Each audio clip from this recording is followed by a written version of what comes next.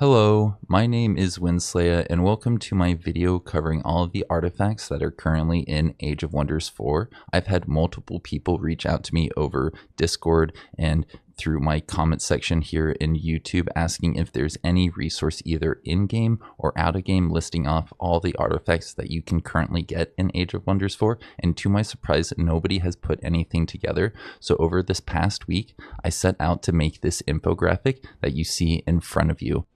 Please feel free to take screenshots of any of the details covered in this video. I will be posting a series of smaller images on my thread on the official Age of Wonders 4 forum. I have a video thread there where I post links to all of my videos as well as the useful images that I cover in them. So if you want to check that out, please feel free to. Now let's actually take a second in-game to see how the 12 potential artifacts that I had in my infographic will tie to the artifacts you actually get when you generate a map. As you can see on the left here, we have two sets of three. The first set is Crystalline Knowledge Eternal, and the second set is Sins of the Traitor Kings, and they're both coming from two different realm traits. If we go to realm overview here, we'll see that the crystal dwelling here is giving us the crystal dwelling artifact list, and then the giant king picks from a list of 3 sets. That's basically 9 different artifacts that are tied to 9 different faded regions, and then once it has a set, you're going to be working with those 3 artifacts. So if we just take a second to go back to this menu, we will see that we have the Sins of the Traitor Kings, which has the Soulcursed Grail and the Soulcursed Mirror. The way you acquire these artifacts is completing the event chains tied to their faded regions. This is the last one over here, and there was another faded region over here that we were able to clear out earlier. The Godkeep was a faded region, and we also had one down here that was a faded region that allowed us to get our second artifact. Now let's just go ahead and auto combat into this stack right here to showcase that we actually, well, we had what we needed last night when I tested this. So let's see if we're actually able to win this fight. Did they change anything? No. Please, game, let me win. Yeah, we win. Go team. Woo.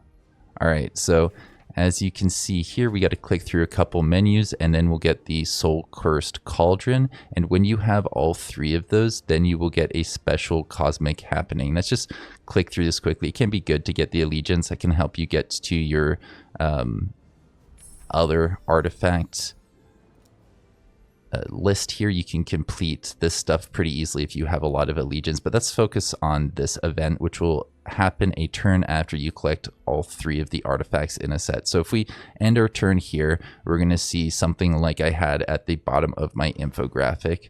Each set has its own thing that you get at the end of collecting all 3. So this will be unique depending on which set of artifacts that you're working towards. So right here we can see that we can either initiate a thing to bring back the Traitor King. We can use the artifacts to make myself something like the guy that you could bring back, the Traitor King. This gives us an extra chance of doing special stuff with the Soulcursed spells, which are a special thing tied to this artifact sets. All this artifact sets operate slightly differently, but they're all relatively good. And I have to say, out of all the things you can pick here, out of all of the different event chains, I don't see why you would want to do this one. This doesn't seem like a very good option, relatively speaking. But let's just go through this to show basically what you get when you click that button. You can either replace this guy with the Traitor King and make him an ally. You can replace another guy with the Traitor King and make him an ally, or you can change your mind and actually go with one of the other options. It's pretty interesting because it's like the usurper mechanic that I remember them introducing relatively recently. And none of the other artifact things work quite like that. And I have to imagine, now that I'm thinking about it, usurpers are turned off for multiplayer, but I know I've seen the Godkeep appear in multiplayer, so that one probably gets disabled. I don't know. It's an interesting thing to consider. And then after you bring him back, you get like one last little thing, which gives you either gold, Population, or Imperium. Once again, these are unique for each of the artifact sets. So for the rest of this video, we will be taking a closer look at all of the details I put into this infographic, comparing all of the risks and rewards for each of the artifact sets, and then we will take a closer look at the save file that we just were looking at, where I collected all 3 artifacts from the Sins of the Traitor King set by turn 40 to showcase the steps I took to complete that set as early as I did. Full disclaimer, while I have seen each of these event chains once, I still don't know them too well, and as a result, I may say some things that are slightly wrong or inaccurate, so please keep that in mind. The Heirs of the Giant Kings artifact set consists of the Menhir of Storms, the Menhir of Fire, and the Menhir of Rock. The Menhir of Storms comes from the Crystalstorm Plateau. The Menhir of Fire comes from Molten Scar, and the Menhir of Rock comes from the Hall of Enigmas. Each of them will make it so that you can recruit a form of giant through Rally of the Lieges. It makes sense that the Menhir of Storms gives the Storm Giants, and the Menhir of Fire gives Fire Giants, and the Menhir of Rock gives Rock Giants. And what's really neat about that is the additional modifiers that can be applied to not just those giant units, but units that have the Demi-Giant tag. Like I believe the trolls that throw in the immobilizing net, those guys should be a Demi-Giant that gets modified by the Blessing of Storms, or the Blessing of Flames, or the Blessing of Rock. When you come across one of the faded regions with the artifacts in them, they will have this bold outline on this layer of the map, and if you zoom in, you'll see a little gold outline marking where they are, allowing you to see them a little bit more easily from far away. And one thing you may have noticed is I am on turn 1 here. I did use some console commands to generate a lot of the artifacts quickly and to test how this worked quickly, but I did go back and play through it normally.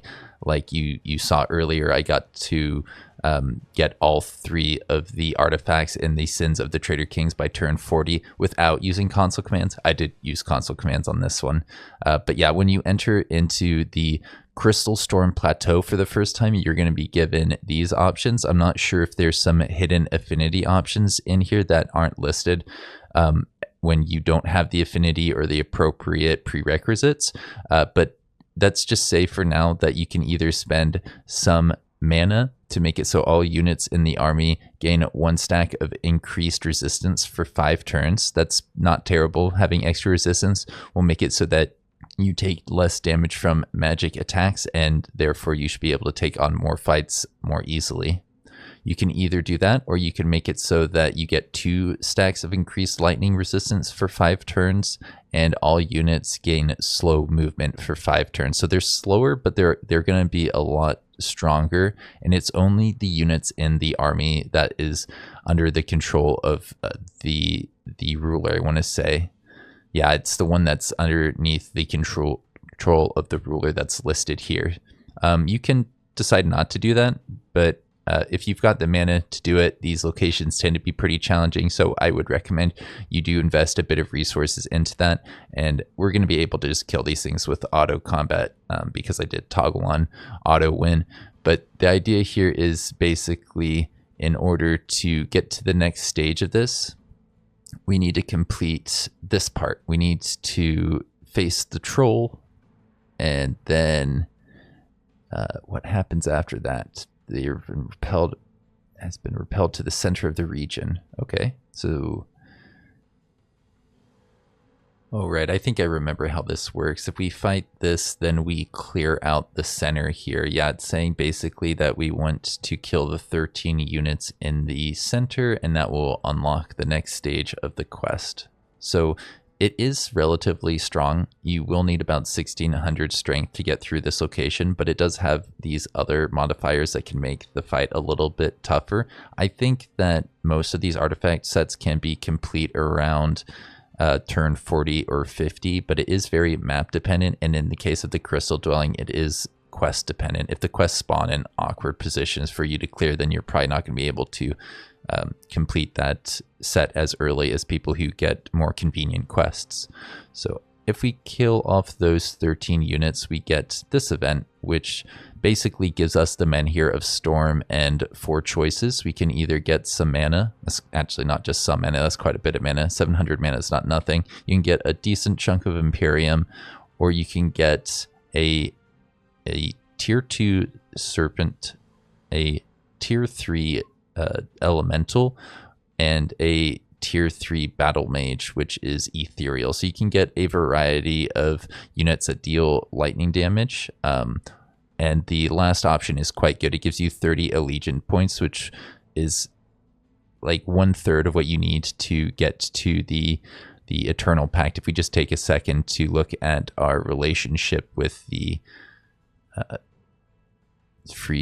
what we call these guys, the Crystal Dwelling here, we can see that we just got to this stage where you need basically 10 allegiance with them. 45 will take you up to the Crystal Pact, and then 100 is the Eternal Pact, which is really your goal. So 30 allegiance is quite a massive amount of allegiance to get from the artifact.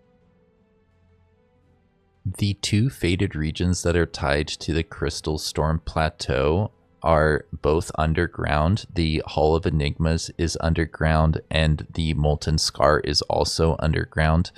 And this one I like quite a bit because it doesn't require combat to complete. You can actually use either Imperium or some other resources to clear the fight without a fight, or to really progress the quest line without a fight. I like that quite a bit, because sometimes you just have a scout off by itself, and being able to have them spend a little bit to progress this without investing your military forces will allow you to just complete the event chain a little bit quicker. You won't have to spend as much time healing your units in between these fights. And when you're rushing these things down, you really do want your movement to be as efficient as possible.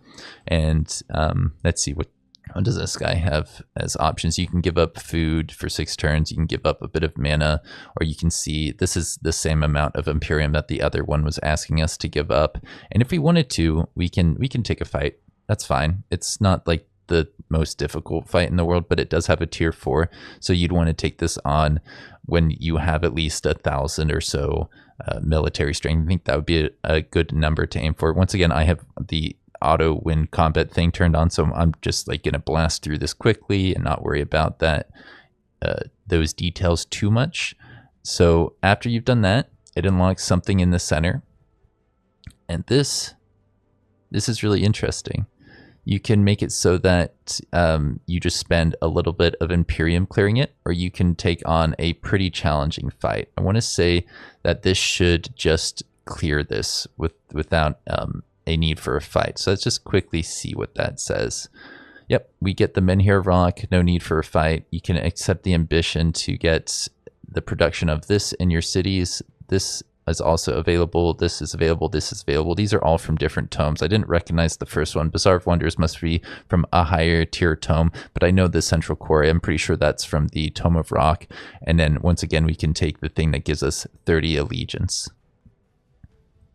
So I just reloaded this event to try and trigger the fight, and I saw that the final Enigma isn't always a fight or the Imperium cost. I want to say that this cost probably depends on your previous choices, but I'm actually not too sure. It must, right? I did take the production and the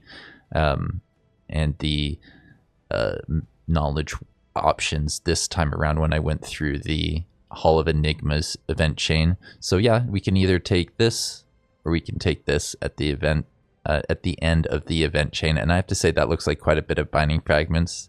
That's probably not better than getting 30 allegiance, but it's worth noting that you can get that here.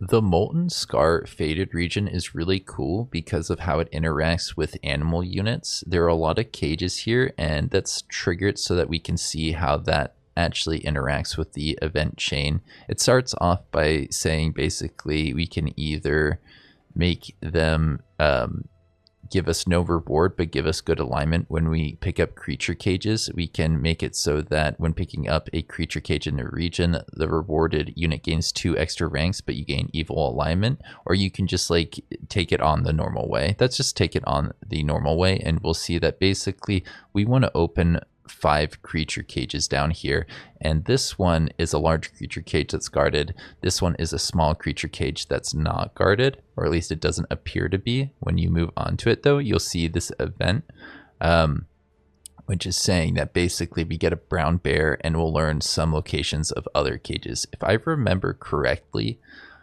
when I was testing this earlier, and I would go onto a small cage, then we'd get ambushed. Yeah, this maybe it's like the first one you don't get ambushed on, but after that you do have to deal with, I believe, a fight. This is saying basically we can make it so that they are exposing their own flanks, making it so that we have quickened movement as well. We can move faster, and they have decreased defenses. We can make it so that we have increased defenses and they have slowed movement. We can make it so that during combat we have the soaked modifier, which makes it so this unit has the wet tag, which should help out because a lot of the stuff down here has to do with fire. I'm just going to say let's take this on the normal way. It's fine, whatever. We're auto combating with auto win on, so this should be fine.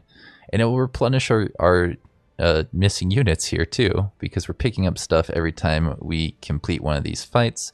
And let's go ahead and see if we can find another small one. There's a small one over there. This one should also create another fight. It doesn't always seem to get you ambushed, which is good to know, because that's what I thought I was seeing on the other tests that I did. Is this, yeah, now we're getting another ambush. So it seems like there's a % check. Maybe it's not always the first one's free. We'll see though. Or other people will see when they test things, I guess. I'm not gonna rigorously test every possible iteration of the approach to these events. I will fight one large creature cage though, just so that we can get some higher tier units and say we did it.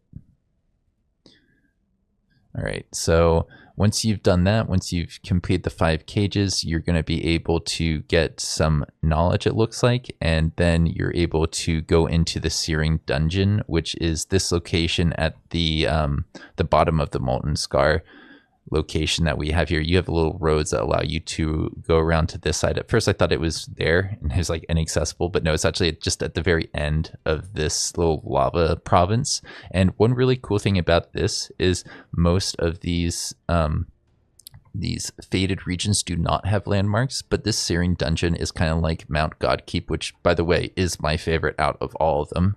And then once you clear that stuff, you can attach it to your city. This one will make it so that you've increased chances of capturing heroes, and then they go in your prison and you get a free Primordial prisoner, which if I remember correctly is like one of the best spells in the game. This is really, really powerful and worth highlighting here for the Molten Scar. But yeah, let's actually get in there and unlock that ability before I talk too much more about it. So once we are down here, we can spend some mana to get the Giant's Blessing. Pretty good. It says every turn one of your attacking units that hasn't been targeted yet gets super growth race transformation and heals to full HP. That should be pretty helpful for clearing out this location in general. And then this is just like fight it normally, or you don't. I guess I should probably be talking a little bit about the lore and the story. There's a lot in the event chains that like adds to the general storyline and history of the world, which is very, very cool. I love that stuff is in this DLC that isn't really focused on story realms and story content. It does have stuff there for people who want it, and you can read up on like the Menhir fire. There's a little thing about Titan's Henge, like Stonehenge. I love it. And then there's this guy that like I guess protected Titan's Henge, Cauldron. We're gonna see him in the next set. That's that one I think comes up in the Traitor Kings maybe, and then there's like the return of this guy that may have been evil. I don't know. I didn't read it that closely. All right, so we can get a hero. Not bad. They probably has some good gear. They're level 7. They're no longer level 1. The guys who come out of here are no longer level 1. We can get a nature boon, which will make it so that our cities are happier. We can get gold.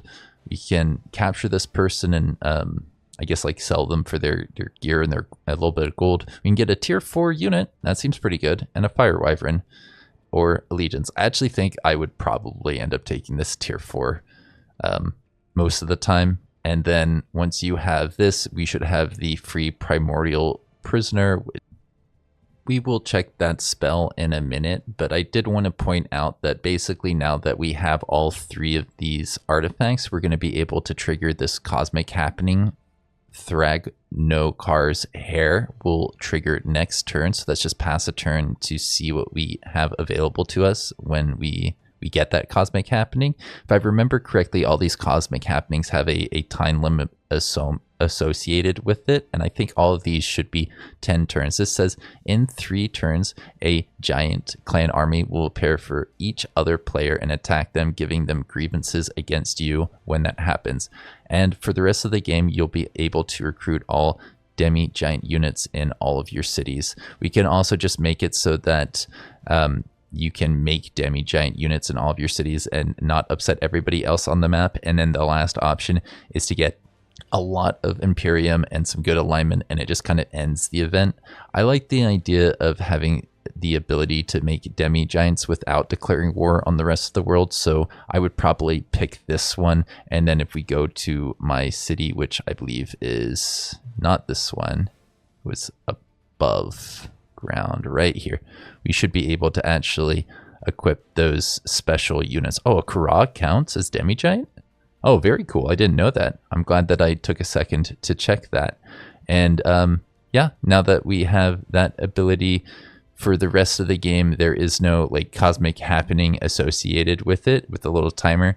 I know that they're going to be a little bit different depending on the artifact set, but I haven't looked at them too closely. Let's just pass a turn to see if we have the ability to annex this guy down here. Right. We're going to have to pass more than one more turn to get this to work.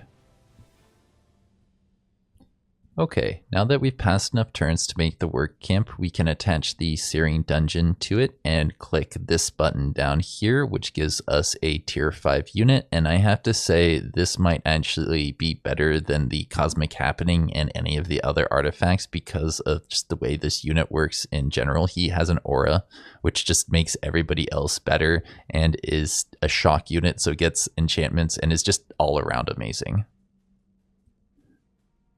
The next artifact set that we're going to look at, the Glory of Myrrida, has a pretty different focus than the Heirs of the Giant Kings, which focuses on allowing you to produce those giant units with those special modifiers. These artifacts for the Glory of Myrrida focus on making your cities produce more resources and allowing you to build more things in those cities a little bit quicker. All 3 of the artifacts unlock the ability to make a giant form, which gives you extra production, and Imperium, which you'll get more Imperium per adjacent special province improvement, and each of the artifacts will make those giant forms do more. For example, the Flowrock Crest will make it so that you get gold for adjacent mines and quarries, and the Flowrock Cornucopia works similarly, but it gives you food for adjacent farms and foresters, and the Flowrock Scales will give you extra knowledge for the adjacent conduits and research posts that are next to this giant form. So basically, if you have more of these artifacts, the giant form does more. For this artifact set, the first faded region we're going to take a closer look at is Trinity Island. That works a lot like the Hall of Enigma, at least if I'm remembering the name of the other faded region correctly. It works the same way, because this one you can clear a bunch of different stuff without fights, or you can take a fight. And I think in general, I wouldn't want to take these fights too often because they do have some decently strong stuff in them. I do have the auto win thing turned on here, so we can clear this one pretty easily. Well, without any issue of it going wrong. We do have the cheat code on. But let's take a quick second to see the costs associated with the other things here. You can either lose like 38 knowledge over 6 turns, 111 Imperium, or I guess you can be a good guy. Maybe we should be a good guy. Let's click being a good guy so we don't have to spend the Imperium here. That's a pretty interesting choice there. And well, let me click my boat. There's my boat. we're going to go over here and see what options we have now. We can either spend a bunch of gold, some knowledge, some Imperium, or take a fight. Let's see if this will give us the ability to clear this without fighting them. Because in all my trials, yeah, all my trials, they're like, nope, you need to fight us now. And it is not an easy fight. Look at this. Look at this. There's 2 tier 5s with 2 tier 4s on water. Oh my goodness. That's a really, really challenging fight in general. I'm not sure if some of their stuff can't be used on water. Doesn't look like it. So yeah, keep that in mind if you want to try and take on Trinity Island. I actually think that this one is right. Generally more difficult than others, and I actually have to build a real army to clear this properly now because there's something in here that doesn't allow them to just retreat. All right, AI, let's see you beat this. These guys are just going to use their magical disruption and you can kill these guys super quickly, I hope. Yeah, go team. So when you complete this, you'll get the event here, which will give you the Sunken Library region. It's not bad. It gives you the ability to make these units, a tier 4 unit from the Rally of the Lieges, but you also get this nice thing that we talked a little bit earlier. The Flowrock scales is the one that gives you extra knowledge for adjacent conduits or research posts and is generally probably one of the better ones because research is a very valuable resource in Age of Wonders 4. We also have the ability to get some units here, a tier 3 and a tier 4, or we can get some items. It looks like those are some tier 4 and a tier 3 item. And then, of course, you can get some mana down here. 710 mana is probably somewhat equivalent to the 30 allegiance you get here. But as I mentioned earlier, I really like the allegiance. And yet, at the same time, I'm super tempted to pick these 2 options. I feel like getting a tier 4 unit that does a lot of damage at the right time can be very impactful. So I don't know. I really like the idea of getting this guy from this location. The next fated region we're going to take a look at is the Colonnade Garden, which has all these dragons. As you can see here, we're supposed to kill 15 of them before we can trigger the next part of the quest line. So that's just auto combat into these. I've turned on auto win, so should be fine here. Yeah, go team. You got him. This would have taken so long to research without using the console commands. So we can level up our guy after we get did we already clear 15? That doesn't seem quite right. We can level up our guy here. We can make it so that all of our non-hero units gain a rank that's only 4 units, or we can get some food. I would take the experience on my guy, and then I guess we leave the Horn God to their thoughts here. So we haven't completed this part, but it is, I think, there's an option related to the Horn God that we can take after we complete this stage, which I found to be pretty interesting. I think we can either take the Horn God side in this combat, or we can take the dragon side, which we're going to see very shortly here now. Yeah, just give me all my rewards. So this is interesting. We can either say we want the fame, or we want you to help us in this fight. He'll give us some units, not bad. Now, what's really interesting here is we can either fight with the dragon against a bunch of Horn Gods, or we can attack into the dragon here. And I found that when you side with the dragon, you don't get all those dragons. So it's going to be a tough fight regardless. I do like the idea, though, that you can have this special dragon, this Calamity Dragon on your side for the fight. But yeah, let's just have our guys auto through this, and we'll see what happens if you take the side of the Horn God here. There might be a slightly different outcome. I'm not sure if I want to go through the motions of testing to see what's different, but we have him to talk to here.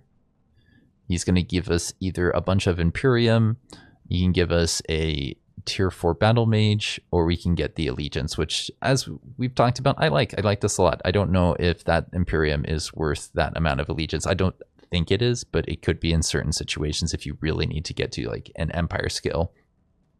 It only takes a few seconds to actually betray the Horn God and fight with the dragon. So let's see if we get a slightly different outcome here. You can see we actually have the Calamity Dragon on our side, and has a lot of plant units that were not on my side when we fought the dragon not too long ago in this video. It's really interesting how that happens. I'm going to give you a challenging fight.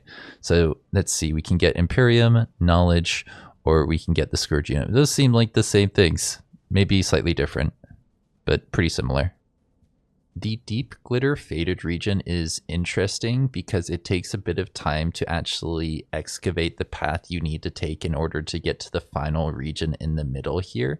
And that's just going to take some time. So you're going to need to end up just passing a few turns, clearing the stuff in between. And then when you get there, you'll be able to do I think it's a gold wonder in there, but you'll see a bunch of fights like this as you're clearing. I think there's one chamber here, one chamber there, and then the third chamber is like the final one that you're supposed to take on last. So after you've cleared that, what's interesting is it just kind of I believe clears this next space. Yeah, 3, 2, 1, boom. That's cleared, and we can go up to here to try and excavate this next space to get into the center. Let's just take a second to pass the turns and get there so that you can see how it all fits together. But that will take a minute here. So now that we've done this, we're supposed to deal with does it say traps? We got to kill the 12 units in here. They don't look like traps to me.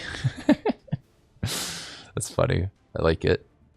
All right, so we got him. Take him down here. You slay those units, and then that should trigger the next part. Yeah, okay, it's already moved the center thing to right there, which we'll be able to get to next turn. And then we can clear the center gold wonder here. It's a interesting name. I like it. It's almost like Gilded Throne. I think a lot of this stuff here is golden related. I'm sure there's some really interesting lore in some of these bits of text that have been popping up. Like, there's a lot here. A familiar voice. Who are you? You're just like, okay. Company of Lost Treasure. I'm sure this is important to the lore of the Age of Wonders, but I don't know what it means. I'm moving on. We can either fight him normally, or we can create Devastator Spheres, which are decent tier 2 units. They'll help out with the fight a little bit. And generally speaking, this isn't a lot of army strength, but there are a lot of high level heroes and a cannon, so this isn't as easy as it may looks at a glance. And let's see, what rewards do you get from this one in particular? A lot of gear from the heroes, and you get the Flowrock crest. Yeah, this is the gold one. Makes sense. The gold region gives you the gold artifact. You can get a lot of gold for this choice. You can pick up a little bit of Imperium while moving somebody, I think this is one of my heroes, or it's somebody that I know apparently, to a crypt. We can interrogate him to capture him and get some items. It's not just one item, it's actually 3 items. I think I would probably pick this out of the 3 options, maybe the Imperium. Now we have all 3 artifacts in this collection. We can pass a turn and get the Last Legion event or collection happening if you want to use the fancy in-game terminology. It's an event, right? And what we have here is something very similar to the other one, where you can make it so everybody on the map has to deal with attacks from you. You basically generate armies to attack them, or you can make the armies actual defenders. This says for the rest of the game, you can basically recruit all clay soldiers and animated weapons in any of your cities. You get an extra 2 starting ranks, and in addition, the animated weapons get the Legion tag. I think they said something about the Legion tag, yeah, in this description as well.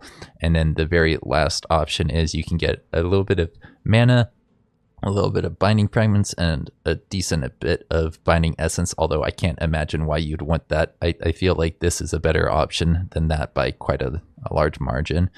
And yeah, that's that one. Oh, I did forget to go over what you actually get from this gold wonder, and it's actually not too impressive or amazing. You can get a decent amount of extra Imperium from getting locations next to this, but the ability to recruit rock giants and storm giants isn't that amazing. And then when you compare it to like the release, the Primordial Prisoner, that's just way, way, way better than what you get on this gold wonder.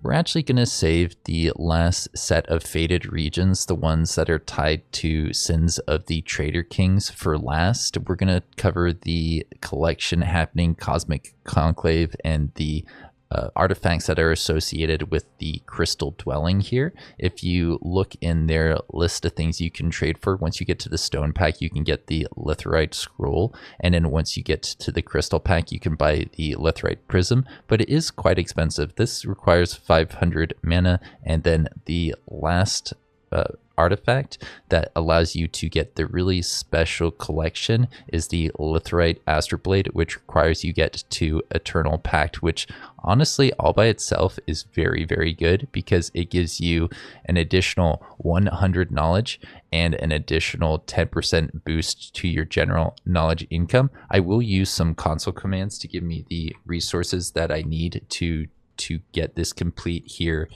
On turn 40, I could have probably gone through the motions to get myself the influence I needed to get to Eternal Pact in the next 10 to 20 turns, but I'm running out of time. I'm running out of patience on this video. I'm ready for it to be done. So we're just going in here saying, make ally.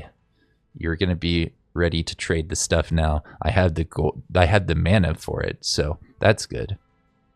I definitely have the mana. If I click in here, we can pick up the Prism for 500 mana, and this gives us stability for every bit of order affinity we have and other resources for any other affinity we have. Since we have Chaos and Astral the most, we'll be getting the most out of the Chaos part, the draft part that we get here, and then we also get a decent amount of mana. It's unfortunate we don't have more Shadow because I really like that knowledge benefit that you get from this artifact, but it's really not about that artifact. That artifact isn't the selling point for getting this stuff. What you really want to do is you want to get to the Cosmic Conclave event and to just, you know, in general, get that Eternal Pact benefit that I mentioned earlier. You can actually see it's already coming into play here. We're getting plus 100 knowledge for having the Eternal Pact. That's a lot, probably more than it really needs to be. And then plus 10% mana or knowledge is honestly pretty good all by itself. If you've got something like 1,000 knowledge, getting 100 more is not bad. It actually does help out quite a bit because of the way knowledge requirements grow the more you research things. And then what else did we want to say about this? Right, we haven't completed the collection yet because we need this, which will make it so that we get the ability to produce knowledge in our cities instead of making production when we don't know what to make. We can now make knowledge, and there's more lore in here. Very, very cool. I love that there's lore even in this stuff. Not all of them have lores, but this one does. This one has a little bit of lore associated with it that doesn't show up here. Pretty interesting. So before we move on too quickly, I do want to show off that in my city, if I wanted to, instead of make a building or produce gold, I can now produce knowledge, which will, let's see, I'm at 243 right now. I can go up to 249. It's cool. It reminds me of playing Age of Wonders Planetfall. But yeah, now that we have that set, we can pass a turn and we'll get the Cosmic Conclave event, and let's hope that this one doesn't trigger first because I want to talk about the Cosmic Conclave before we go over that one.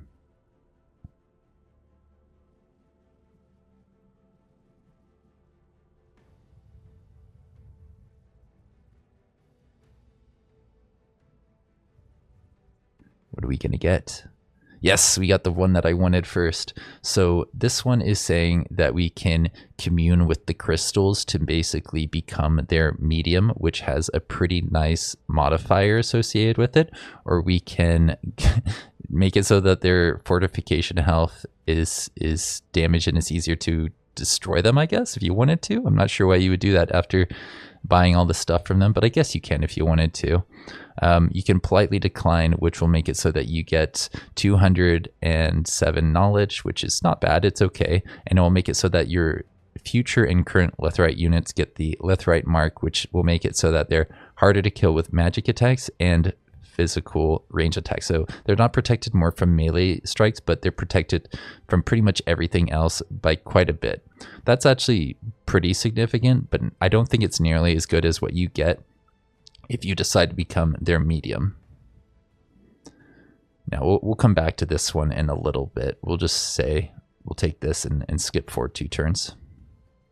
Okay, now that we've passed 2 turns, we're ready to complete this. We basically get plus 100% knowledge gain in all of our cities. So on top of what we were already getting, the plus 100 from the Eternal Pact and plus 10% from the Eternal Pact, now we get extra, even more. And on top of that, our Order Affinity Research gives us stability.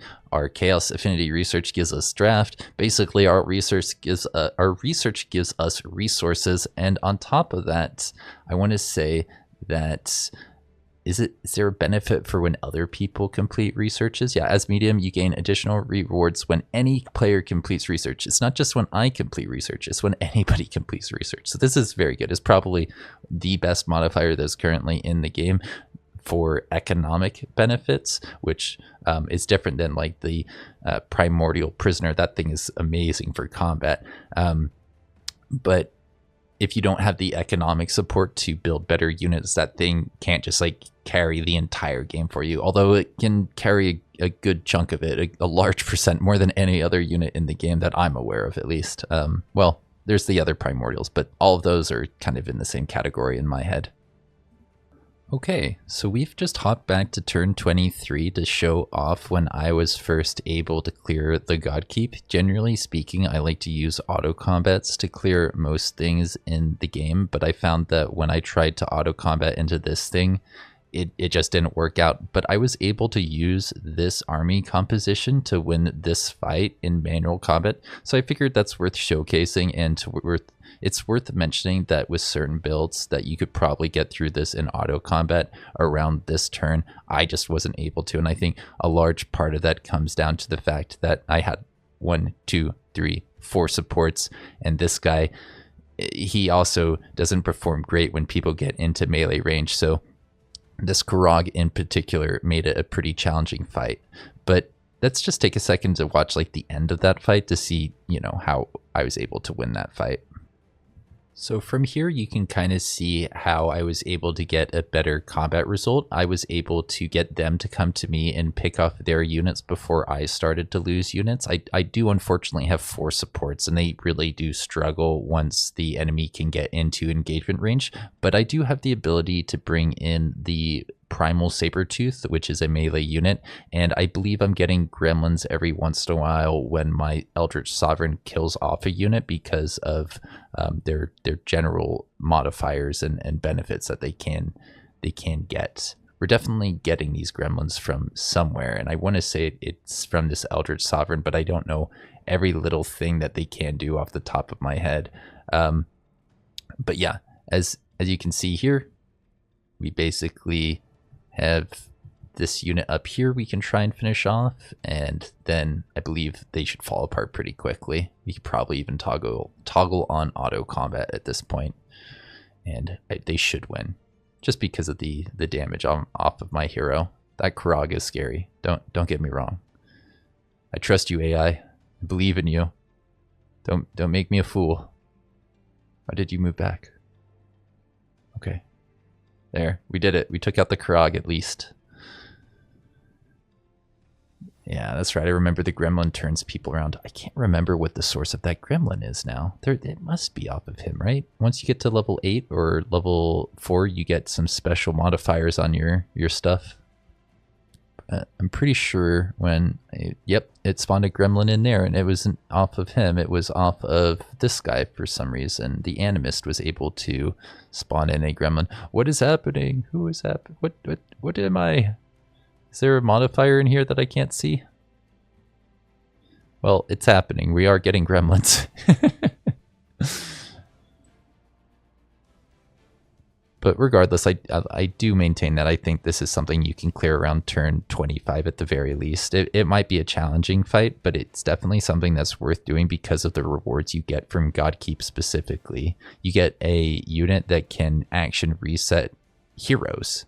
It's just so special. It's so good. Which we're about to see. We'll get to that shortly. That's the Troll King that I mentioned earlier. I almost put it in the infographic, but I didn't want to make it too busy. So yeah, we can accept the fealty of the Troll King, which you should do 100% every time. I know this seems like a lot of Imperium, and you can get, I guess, this hero. Ooh, a Ritualist. Cool. But no. You want the Troll King because of what he can do. Soulcursed Mirror is interesting because whenever you cast a Soulcursed spell, which I believe there are 3 of, you're going to get a 25% chance of gaining Imperium. If you have the other Soulcursed artifacts or the other Soulcursed spells, essentially, there's going to be a higher chance of either triggering the Imperium benefit or the other benefits. I think one of them gives you gold and one of them gives you mana or knowledge, and you can't get gold, mana, and Imperium from this trigger. You can only get one of those effects.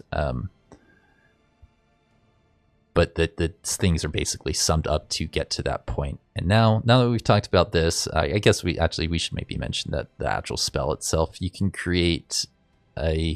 make it so a province loses a population to create a ritual circle infestation. And it's something that you can't target your own cities with. You can only target enemy cities to create these infestations. And there's a chance that you're going to get Imperium with the this little modifier, the Soulcursed spell effect is, yeah, it's pretty unique and pretty different than anything else in the game.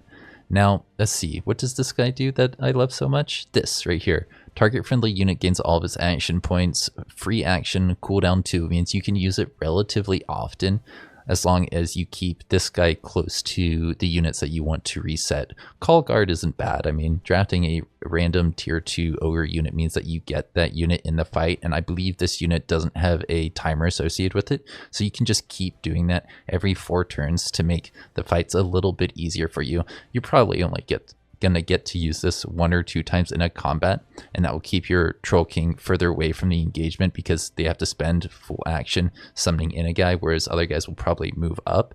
And then there's let's see, at the start of combat, random tier 2 guy joins the combat. That sounds pretty much the same as Call Guard, so you're gonna get like probably 2 of those in most combats, maybe 3 if you're able to keep the combat going on long enough. Right, and I did want to mention quickly that the Godkeep itself works a lot like the other Gold Wonder that we discussed recently. This is going to give you extra Imperium for having provinces that are adjacent to it, as well as gold, and the ability to draft Rock Giants and Storm Giants. When you first come across the Gilded Wastes, you'll either have to go around and pick up some gold stash pickups that are kind of littered across this region, or if somebody else has done that for you, which was the case in this playthrough, the AI went and picked up those things, triggering the next stage of the event, which is going to be killing off golems. So when I got here, it just told me I have to go kill off the golems in the center here. There are 14 of them, and when we do that, we'll be able to collect the artifact and move on to the next one, which we already know the location of. It's over here, and it requires us to either take some fights or spend Imperium like some of the other artifacts and faded regions. There's a lot of similarity and symmetry between these while also being unique and different, which I like quite a bit because yeah, there's something like this in all 3 of the faded regions where you can either pick to fight or be peaceful. And this one over here, it reminds me of the creature cage pickups, I want to say on Molten Scar, but it has different nuances to it. So yeah, let's just let's see how this combat goes. It's a lot closer than the other one, so we should be able to trust the AI with auto combat here. Let's see how it does.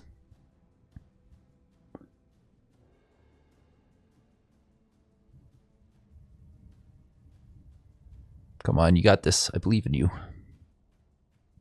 Yeah, we only lost a hero and some other nice units, but that's fine. That's totally fine. Considering what we're going to get from this is this artifact, which will make it so that we can now do a army spell that will make it so that they are likely to become gilded whenever they take damage. The enemy will be likely to just like lose their actions whenever they take damage. That's really, really, really, really good. That's amazing. That's way better than the other Soulcursed thing we saw from the Godkeep, which makes sense. The Godkeep is less about the spell and more about that unit interaction you can get with the Troll King.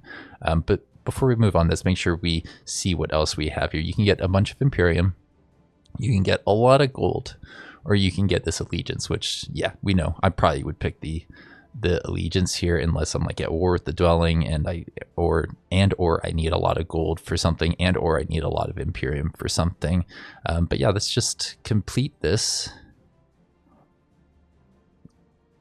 Mention that the fact that this will give us gold now whenever we complete or whenever we use a Soulcursed spell. That's either this one, the other one that we looked at, or the third one, which you can get from the famished fields up here. It took me about 10 turns to get over to here from the other side of the location, from the other side of the map. But I have to imagine if the map generates differently, you can send your forces in different directions and get to this location a little bit faster even. All right, so this auto combat is going to take a little bit of time here. I just started, yes, there we go. The auto combat against the army at the center of famished fields, which is going to allow us to get our last artifact in this collection. This will give us the Soulcursed Cauldron, which can give our ruler a little bit of experience, probably the best one out of all three of the Soulcursed modifiers, because experience is very good, especially on your ruler. The Soulcursed of Gluttony will make it so that a target province gets the malediction of Gluttony for 3 turns. For 3 whole turns, enemies and allies in this space will have the ability to either consume corpse, use violent gorging, or terrifying gorging. If it's a higher tier unit, they're going to basically be able to instantly consume lower tier units, and when this unit, the higher tier unit, is killed, those lower tier units can be brought back to life essentially. There is violent gorging, which will consume a corpse for 30 HP as a free action, and consume corpse, which is the same. It's a free action, 30 HP. One has a cooldown, whereas the other one does not. So I want to say you can just keep on using this as you are moving across a battlefield to heal a unit like a hero or a ruler quite efficiently, quite effectively. There is, of course, the fact that these units will go berserk when they get low on HP, which is not going to keep them alive. That's not going to give them steadfast. It's just going to make it so that they attack a little bit more randomly. If the enemy is in range, it will attack allies. If an enemy is within range, it will attack an enemy. All right, so that's actually breakdown of what you get for this stage of the event. You can either choose to get some alignment.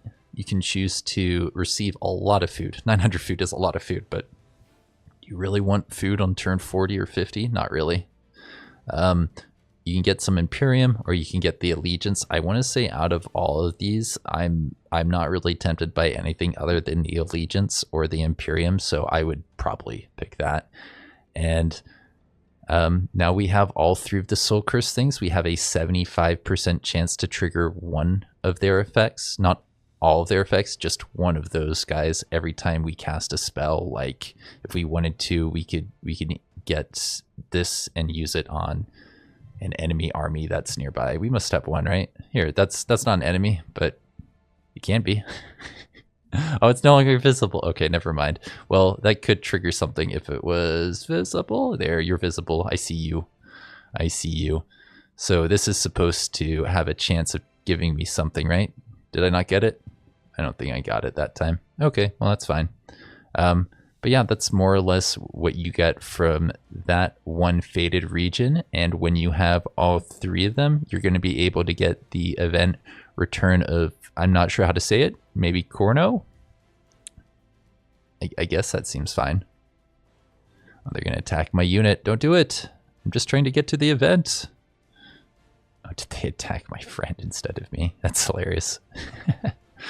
All All right, so we can initiate a ritual to bring back the Traitor King, which I remember showing off earlier. I remember talking about this at one point, so I don't feel like I need to spend a lot of time in doing this, but basically this is like a usurper that can replace another ruler on the map, or we can make it so that for the rest of the game we just get this, which will make it whenever we cast a Soulcursed spell, there's a 25% chance that a cultist army will join the ruler. Okay, yeah, actually that seems pretty good, because that means that there should be a 100% chance of something triggering, right? If there's a 25% chance off of this and a 25% chance off of each of the artifacts, which I'm reading right here, you sum them up, you get 100% that something's going to trigger. Oh, I should have done that before the other soul cast thingy that I just did, but I want to say that if I cast this now, there's a 100% chance of it doing something, which is pretty good. It's pretty significant, and that's everything that I had for you in this video. It took a long time to research this, and if you're watching the end of the video here, please feel free to send links out, leave likes, comments, because I would really love it if this video performed well. So yeah, until next time, have a good one.